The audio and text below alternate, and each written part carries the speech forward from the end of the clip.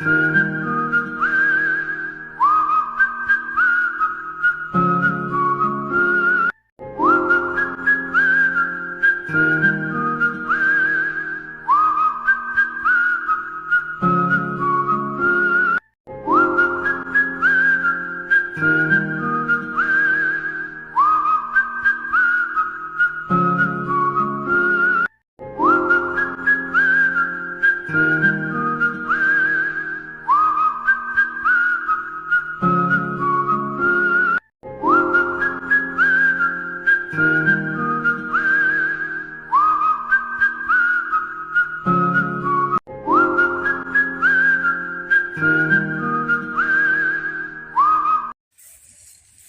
দর্শক শ্রোতা, আজকে আমরা আসছি নীলফামারী জেলার জলঢাকা উপজেলার ধর্মপাল ইউনিয়নের মাঝাপাড়া গ্রামে নাইম ভাইয়ের ধানের জমিতে।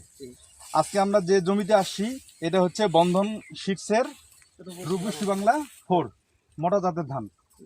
তো আজকে আমরা জানবো রূপসী বাংলা 4 ধানের একটা গোছায় কি পরিমাণ শীষ হয় এবং একটা গোছায় কি পরিমাণ শীষ হয় এবং একটা শীষে কি পরিমাণ ধান হয় এবং সর্বোপরি আপনার দন করা 30 শতকে কি পরিমাণ ধান পাওয়া যায়। তো নাইম ভাই, আসসালামু আলাইকুম। ভালো আছেন আপনি? আপনার জমিতে যে আমরা আসছি, এই জমিতে আপনার কি ধান লাগাইছেন? রূপসী বাংলা 4। এটা কোন কোম্পানির? এটা হচ্ছে বন্ধন সিডসের রূপসী বাংলা 4।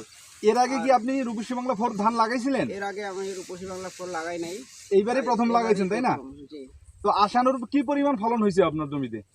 এর আগে 1 বিঘা কাটা হয়েছে, মারাই করা হয়েছে। জি। 30 থেকে 32 মণ হয়েছে আর কি শুকি। আলহামদুলিল্লাহ। নাইম ভাই যেটা বলছিল যে উনি 1 বিঘা জমিতে যে রিসেন্টলি কাটছে, কাটার পরে মারাই করছে এবং শুকায়া 30 মণ হয়েছে। তা আলহামদুলিল্লাহ অন্যান্য ধানের চেয়ে ফলন বেশি হয়েছে না কম হয়েছে? বেশি হয়েছে। যে রূপসী বাংলা 4 যে 1 বিঘা জমিতে 30 শতকে শুকায়া 30 মণ ধান হয়েছে, তো এটা কি পরেরবার কি লাগানো যাবে?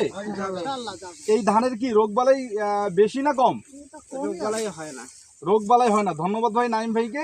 রোগবালাই এটা কি ব্লাস্ট রোগ আক্রমণ করছে না করে নাই? করে নাই। এই ধানের কি চিটা পাতান আছে? চিটা পাতান নাই। সর্বোপরি কি ফলন ভালো এবং একটা ধানের শীষে কি পরিমাণ ধান পাওয়া যায় আপনি কি গুনছিলেন কোনোদিন? 300 থেকে 350। ধন্যবাদ ভাইকে, উনি গুনছিল একটা শীষে 300 থেকে 350 কি